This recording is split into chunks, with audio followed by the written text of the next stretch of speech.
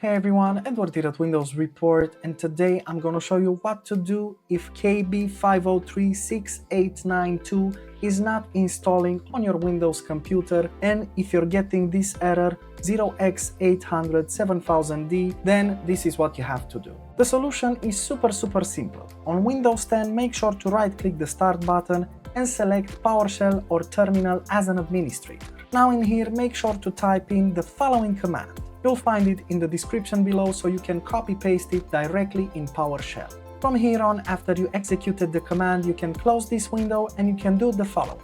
Press the Windows button, head over to Settings, and afterwards click on Windows Update on the left pane, then head over to Update History, afterwards scroll down until you find Uninstall Updates, and then simply uninstall the update that's problematic for you. Afterwards, you can restart your computer and check if the problem still persists. And that's it.